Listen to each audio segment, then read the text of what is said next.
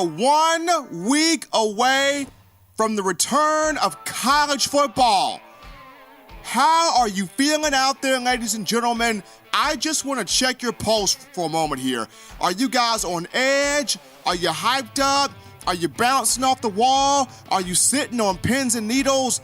I mean, we've had the entire offseason to listen to what the national experts have to say. We've been reading through page clippings. We've been checking out fall practices. We have been on TV watch during the media days for each conference. For Alabama fans, you guys have watched 2nd and 26 over and over and over. Can't get enough of that play. You've watched the second half of Alabama's national championship game against Georgia. We spent the whole time talking college football, but next week we will return to watching hits, touchdowns, drama. Big time college football returns next week. We can actually sit down and enjoy the action. You might not be on edge, but people, I'm on edge. I'm excited. And with that being said, fresh edition, new week of shows. In my own words, the podcast, Stephen Smith, Touchdown Alabama Magazine. We ended last week's edition of shows with the focus that is inside linebacker Mack Wilson for the Crimson Tide. That guy is going to have an unbelievable year this season. But first and foremost, if you are a fan of Alabama football, really enjoy the Tide, want to know more about the Tide, check out Touchdown Alabama Magazine YouTube. Like the site, subscribe to the In My Own Words podcast, check out our videos. We bring to you up close and personal the up-to-date information on commentary, analysis, practices, game recaps, anything about the Tide. Touchdown Alabama Magazine YouTube got you covered right there. Because of you, the fans, you guys do an unbelievable job. We are nearing 2,000 subscribers on YouTube. Continue to like, support, subscribe, share, leave comments, do what you do in helping us push this thing forward. Also, tdalabamamag.com, the one-stop shop website for all things Crimson Tide football, where the Bama articles are concerned. You can get you a subscription today for $5.95 a month. So, tdalabamamag.com, Touchdown Alabama Magazine YouTube, sites that you need to check out. But start this week of shows here. Alabama had its second scrimmage over the weekend, and lightning delay, rain delay held it off for about an hour. And then the guys' sports information department brought the media outside. We got the warm-up, stretching, all that good stuff.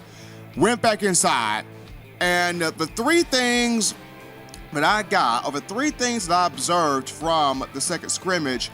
Number one, Jalen Hurts is alive and well in the quarterback race. First scrimmage, didn't have his best performance, was reported to have 3 interceptions. Looked like he was pressing a bit, and this came on the heels of the comments he made at Fan Day, whether you liked him or not. But second scrimmage, according to a lot of people I talked to, a lot of credible people I conversated with, this man substantially better in the second scrimmage than the first one. Now, the majority of people I conversed over the second scrimmage were like, he looks really good, Hurts really looks improved, passing game really looks better, he did good, he looks better. But there was one source in particular that came to me and said he looks substantially better. Stretching the field, more confidence in getting those 20-plus yard passes downfield, has command of the offense, really looks like he's taking time to put the ball downfield. Better completion percentage. He had at least 2 touchdown passes. It's good to hear that Jalen Hurts had at least 2 touchdown passes, but hearing the fact that he's gaining the confidence, or he's starting to get the confidence in stretching that field, 20 and 30 and 40 plus yards downfield, That's what I want to know. Has he been able to stretch that ball 20, 30, 40 yards downfield with confidence? And hearing that from various people is a big sign. And I understand the news and notes out there on, why are we making this a big deal? Tua is still out there doing his thing. Tua is still the guy. Why are we trying to sit here and make it out like it's a battle when it's not? But once again, even if Tua is the guy, which wouldn't surprise me if he is, there is nothing wrong with seeing improvement from Jalen. You want to see improvement from Jalen because at some point, you're going to need him in the season.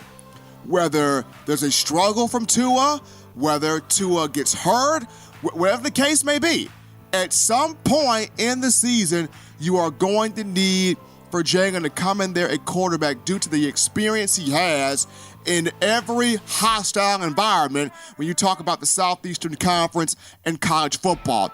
Seeing Jalen improve is a good thing because it gives you a strong quarterback room. Nick Saban just doesn't want one big-time quarterback. He wants a room where I can look at Tua and say he's a killer. I can look at Jalen and say he's a killer. I can look at Mac Jones and say he's a killer. I can even look at Lane Hatcher and say I can use that kid. That's what Nick Saban wants. Now, it's great when you have the one guy that really establishes himself. That's great. But for the most part, Nick Saban wants a full quarterback room to where if something was to happen, here's a guy that we know, that we trust. He can go in there, he can make plays, and we can still keep the thing turning. Jalen Hurts, substantially better, not going away.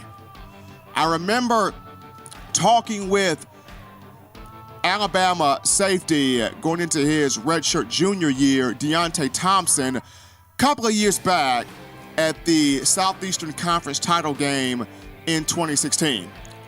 And in my conversation with him, got some audio on the play when I brought up Jalen Hurts and what he did as a freshman in assisting that team to an SEC championship victory over Florida, helping that team get to the college football playoff, should have won the national championship against Clemson, but that's besides the point.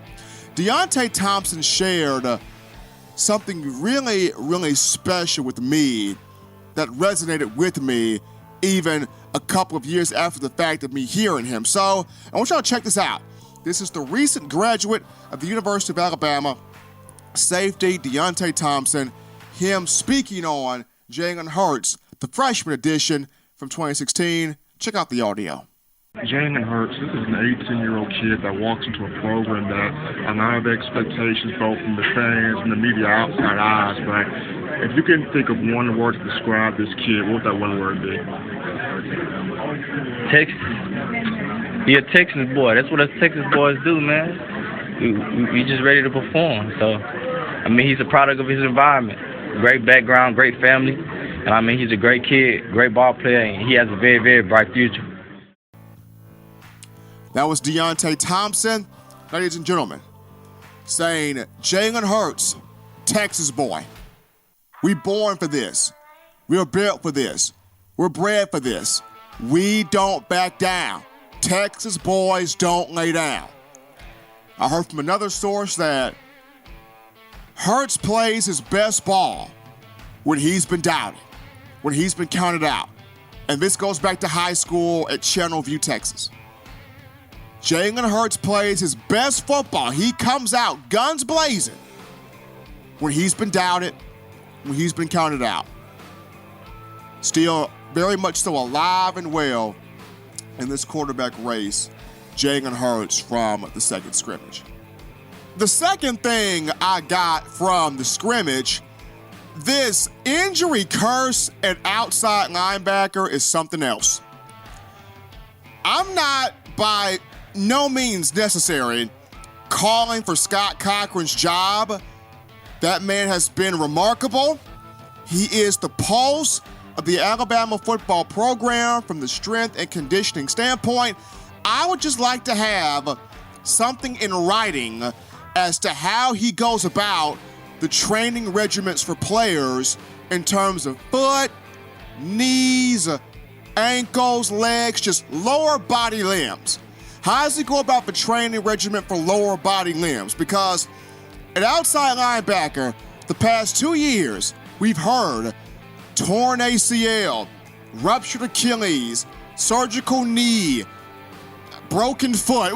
We've heard it all. Lower limb injuries. Of course, this has now also hit the offensive line, and we'll get to that in the third topic, but injury curse at outside linebacker. Terrell Lewis is already out to anterior cruciate ligament in his knee. He's going to miss some time.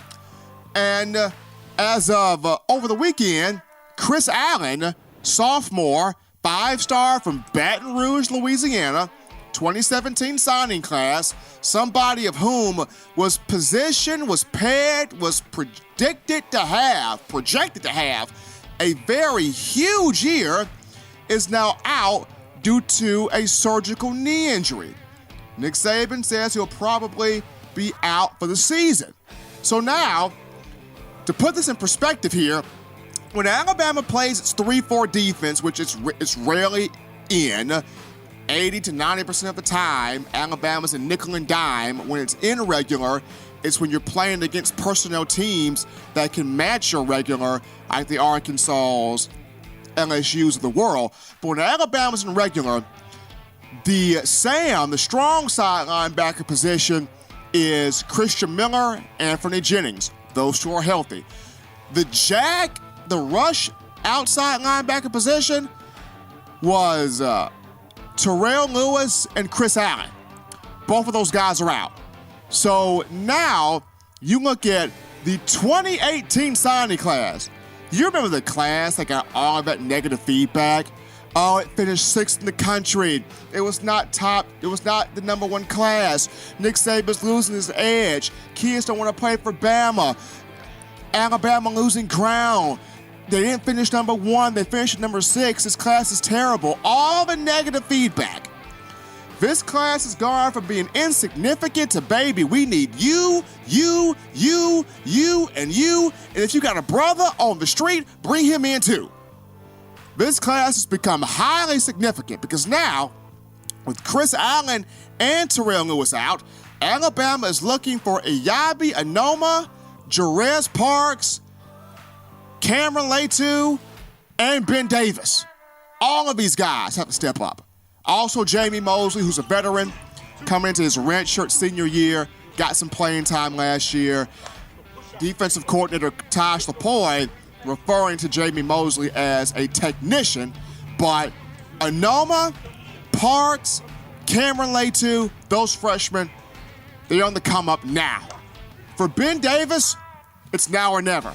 I have not been one to call Ben Davis a bust due to the opportunity for him to really seize the moment has not yet came to him or has not yet been open to him. Now it has been. At Alabama, when you look at the 4- and 5-star players that have come through the capstone, there's been a point to where an injury has propelled the next star player. For example, 2012, Amari Cooper comes in at wide receiver, 4-star from Miami, Florida, but he wasn't the big name. The big name was Chris Black, 5-star. And then Alabama already had DeAndrew White on the roster. Both guys get hurt, propels Coop to the forefront. Coop dominated. 2015, Calvin Ridley came in 5-star from Florida. People talked about him, but Robert Foster was still the starter. Foster gets hurt week 3 against Ole Miss, propels C-Rid up there. C-Rid took advantage. Even with Minkah Fitzpatrick already playing his freshman year at that nickel spot, an injury to Eddie Jackson, 2016, forced Minkah to safety, which propelled him to be the general in all positions in the secondary, and in turn, he became first-round pick. Same thing with Rashaan Evans. Sean Dion Hamilton got hurt 2016 SEC title game, or at some point in the 2016 season, Rashaan Evans came in, took over. Even with last season in Anthony Jennings, Terrell Lewis. Both guys got hurt at some point in the season, and one guy picked the other guy up. An injury always propels the next Alabama player to the forefront, and for Ben Davis, it is now pee or get off the pot, because Terrell Lewis out, Chris Allen out, a window of opportunity has opened for Ben Davis. Does he seize it? Does he take it? That's the biggest question. In the past, not much of a window of opportunity. Now, injury has happened. Ben Davis, does he seize his chance to come up? Does he seize his chance to rise and or elevate? That is the biggest question. So, you look at the outside backer position, you're looking for the 2018 guys, Anoma, Parks, Natu, Jamie Mosley from a veteran standpoint, but Ben Davis, huge moment for him. As far as inside backers go, not much experience behind Mack Wilson and Dylan Moses, but two guys I've really been impressed with, Markel Benton and Jalen Moody. Benton has been third in position drills behind Wilson and Moses, and Jalen Moody, the three-star at 6'3", 227 pounds out of Carolina. This kid just looks the part. Pete Golden loves himself some Moody. At every single practice, complimenting Moody, making sure Moody is at the right point where he needs to be at. Guy is really good. Guy is really growing. So if he and Benton can continue to progress along with Brandon, otherwise known as A.O. Keho, the inside linebacker spot should be fine. But at outside backer, it is now or never for Ben Davis. Third and final observation from the scrimmage.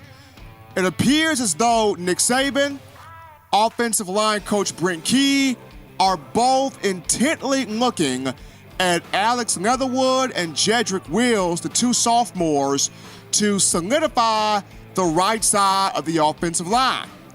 News came out on Matt Womack, who started all 14 games a season ago at right tackle. Did pretty well for the most part. After hurting his foot in the spring of this year, re-injured his foot again by stepping on somebody else's foot, and now he'll have to have surgical attention done to his foot. And Nick Saban, after the scrimmage during his presser, mentioned Womack will miss 4 to 6 weeks. With that being said, the right side of the offensive line in practice and throughout two scrimmages has been Jedrick Wills at right tackle, Alex Leatherwood at right guard. As far as the entire offensive line is concerned, from left to right, from what I've seen Jonah Williams left tackle, Lester Cotton left guard, Ross Pierschbaker center. I've already mentioned Leatherwood right guard, Jedrick Wills right tackle. Now, the biggest thing for Nick Saban is trying to get the best 5 guys on the field.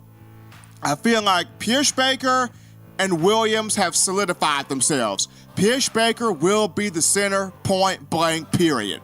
He's played in 42 career games at left guard. He has learned from the likes of Bradley Bozeman, Ryan Kelly, a couple other guys in this program.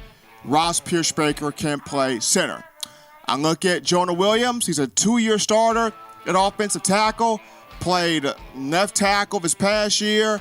Was right tackle his freshman year.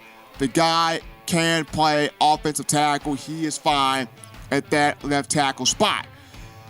The guard play is the question, because for me, Lester Cotton, going into his senior year from Central High School right here in Tuscaloosa, physically, he's the most powerful lineman on the roster. 6'4", 325 pounds. Most powerful guy, strong hands. He's got the tools to be a beast, but sometimes the mentality is not there confidence-wise for Mr. Cotton. It comes and goes. If he can have the consistent mentality that he's a beast at offensive guard, he's got the left guard spot. Most powerful guy on Alabama's offensive line. At right guard, Alex Leatherwood, he played well at offensive tackle when Jonah Williams went down against Georgia in the national title game. But then at the same time, if you remember Jedrick Wills' recruitment, young man out of Lexington, Kentucky for 2017, he told recruiting sites that he's focused on being an offensive tackle. That's his preference. Now, when you come to Alabama, Nick Saban cross-trains you at different spots just to see where your true potential really lies. But Jedrick Wills told recruiting guys, my preference is tackle. If I have to play offensive guard, oh well, but that's not my preference. So, last couple weeks here, couple of days here that I've gotten a chance to get out there to Alabama's sessions, it's been Jedrick Wills, right tackle, Alex Leatherwood, right guard. But can Alabama get the best 5 guys on the field? That remains to be seen as Womack is out. Taking a break here on In My Own Words. When we get back, the Ask Steven segment. Got a lot of questions from you guys last week and concerns of Alabama football. We'll dive into those questions and I give my response. We'll be right back.